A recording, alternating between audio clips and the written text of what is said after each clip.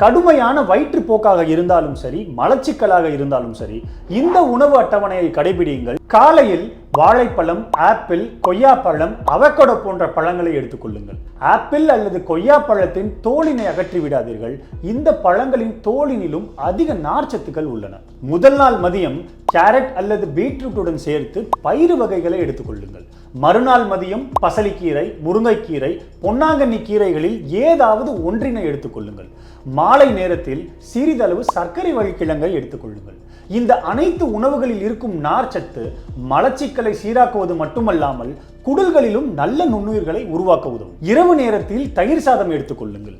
தயிரில் தயாராக இருக்கும் நல்ல நுண்ணுயிர்கள் குடலினை அடைந்து பயனளிக்கும்.